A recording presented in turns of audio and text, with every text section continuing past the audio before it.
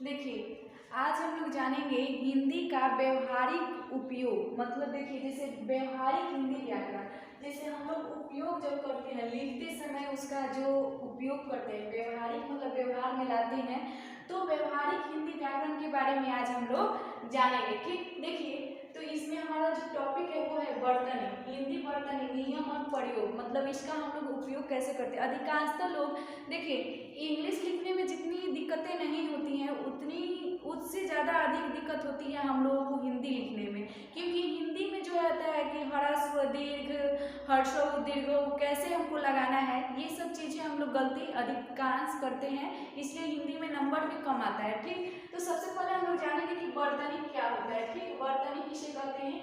देखिए, वर्तनी किसे कहते हैं, शब्दों की शुद्ध शुद्ध लिखने की रीति को, रीति मतलब नियम या विधि को ही क्या कहते हैं, ये आपका वर्तनी कहते हैं। ठीक, और देखिए, ये तो सिर्फ एक इसका एक परिभाषा हो गया, छोटा सा परिभाषा हो गया कि शब्दों को शुद्ध शुद्ध लिखने की रीति को वर्तनी कहते हैं। ठीक, लेकिन वर्तनी में हम लोग को समझ में कैसे आएगा कि वर्तनी का उपयोग कैसे करना है, कैसे शुद्ध शुद्ध लिखना है। तो देखिए, सबसे पहले वर्तनी क्या होती है, तो इंग्लिश में, अंग्रेजी में इसको हम लोग क्या कहते हैं, स्पेलिंग कहते हैं।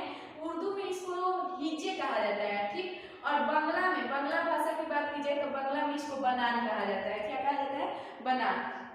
अब देखिए, उदाहरण के लिए हम आपको उदाहरण दिए हैं कि यहाँ पे गया और गए, यहाँ पे हमने य लगाया है और यहाँ पे भी य है, लेकिन यहाँ पे गए और गई ऐसे लिखे हैं, तो ये कब लगता है। ठीक, तो जैसे राम बाजार गया, तो उस समय हम क्या लगाएंगे, जब एक वचन रहेगा तो गया लगाएंगे, और हम लोग बाजार गए, जब बहुवचन आएगा तो हम गए लगा देंगे। ठीक, ऐसे होता है। और देखिए, ये दो चीज में बहुत कंफ्यूज होता है, लिए और लिए। देखिए, लिए दोनों क्या है, अव्यय है, अव्यय जिसका कोई व्यय नहीं होता है। ठीक, देखिए, तो इस लिए का उपयोग और इस लिए का उपयोग, मतलब इन दोनों का उपयोग कहाँ कहाँ होता है। जैसे मेरे लिए, तो हम लोग मेरे लिए जब लिखेंगे ना तो ऐसे लिखेंगे, मेरे लिए, तुम्हारे लिए। तो जब हम अवयव को जोड़ेंगे तो ऐसे लिखेंगे लिए, लेकिन जैसे मैंने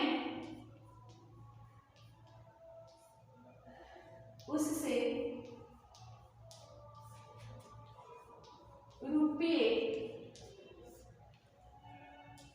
लिए, यहाँ पे हम ये लिए लगा सकते हैं। मतलब आप क्रिया और अव्यय के अनुसार आप लिए और लिए का उपयोग कर सकते हैं। ठीक, ये तो हमारा छोटा सा उदाहरण था। एक और उदाहरण हम आपको समझाएंगे।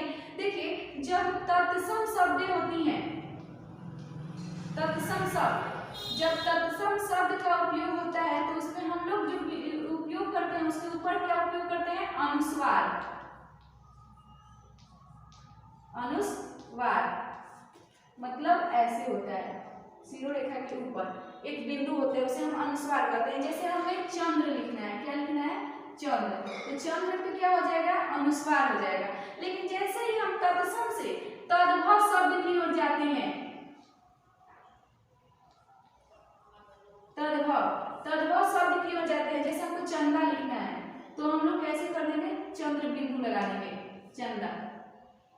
ठीक, तो जब हम तत्सम शब्द में रहते हैं तो उसके ऊपर क्या लगता है, उस शब्द के ऊपर अनुस्वार लगता है, और जैसे ही हम तद्भव शब्द में जाते हैं तो उस अनुस्वार को हम लोग क्या कर देते हैं, चंद्र बिंदु के रूप में कर देते हैं। जैसे आपको कंगन लिखना है तो कंगन लिख दिए, अगर इसका हम लोग तद्भव शब्द बनाएंगे तो इसका क्या हो जाएगा, कंगना, कंगना, चंद्र बिंदु हो जाएगा। और एक और चीज हम आप लोगों को बताएंगे जो मोस्ट इंपॉर्टेंट है। देखिए, मोस्ट इंपॉर्टेंट में क्या है कि जब भी हम भी लिखते हैं और ही लिखते हैं तो ये हमेशा क्या होना चाहिए, दीर्घ से होना चाहिए। इसके साथ एक और है ली, ली भी हमेशा दीर्घ से ही होता है। मैंने खा ली, मैं ही क्यों करूं, तो ही हमेशा दीर्घ से होगा, भी हमेशा दीर्घ से होगा। ठीक, ये चीजें ध्यान में रखा जाता है। जब भी मैं लिखा जाता है तो मैं पे ये क्या होता है, अनुस्वार रहता है, फिर मैं पे भी अनुस्वार रहता है। उसके बाद आपको नहीं लिखना है तो नहीं पे भी अनुस्वार रहता है। ये बातें भी ध्यान में रखनी चाहिए। जब हम हिंदी लिखते हैं तो ये सारी बातें हमें ध्यान में रखनी चाहिए, ये चीज बहुत इंपॉर्टेंट है। देखिए, तो आप लोग का नंबर हिंदी में इसीलिए कम आता आता है। क्यों कम आता है? क्योंकि हमारी जो लिखने की रीति है, जो वर्तनी है, वही शुद्ध नहीं होती है। जब आपकी वर्तनी शुद्ध नहीं होगी तो आप अच्छे से नहीं कवर कर पाइएगा कोई भी चीज़, अच्छा मार्क्स नहीं ला पाइएगा हिंदी में। हिंदी इतना आसान नहीं है, हिंदी में बहुत सारी चीज़ों का हमें ध्यान देना पड़ता है। ठीक, ये हो गया। और उसके बाद होता है, देखिए बहुत सारी चीज़ें ऐसी होती हैं जो हम लिखने में, कहाँ अनुस्वार लगेगा, कहाँ चंद्र बिंदु लगेगा, कहाँ दीर्घऊ लगेगा और कहाँ हर्षऊ लगेगा। देखिए सबसे पहले तो लोगों को ह्रस्व और दीर्घ ही नहीं पता होता है। तो देखिए जब हम ह्रस्व इधर से किसी शब्द को मतलब ओढ़ाते हैं तो इसको हम क्या कहते हैं? ह्रस्व कहते हैं। और इधर से जब ओढ़ाते हैं तो इसे दीर्घ कहते हैं। देखिए ह्रस्व में कम समय लगता है, जैसा कि, तो जैसा कि लिखेंगे तो उसमें की में ह्रस्व होगा। और जैसे दीर्घ जब लिखना है तो मैं भी, तो इसमें दीर्घ लगेगा, ह्रस्व और दीर्घ। ठीक, ये बहुत अधिकांश लोगों को पता नहीं चलता है कि ह्रस्व और दीर्घ कहाँ लगाना है। एक और चीज बताएंगे कि देखिए दुनिया में हमेशा दीर्घऊ रहता है। ठीक, और दूसरा में हमेशा क्या रहता है? हर्षऊ रहता है। ठीक, और देखिए बहुत लोग इन्हीं सब चीज़ों में बहुत कंफ्यूज हो जाते हैं और बहुत चीज़ गलतियां कर देते हैं। तो हम आप लोगों को बताएंगे कि देखिए ये क्या है? ह्रस्व है, ये क्या है? दीर्घ है, और ये क्या है? हर्षऊ है, और ये क्या है? दीर्घऊ है। ये क्या है? इकार है, और ये औकार। ऐसे करके हिंदी में बहुत सारी जो मात्राएं होती हैं, ये 10 मात्रा होती हैं। हिंदी में कितनी मात्राएं होती हैं?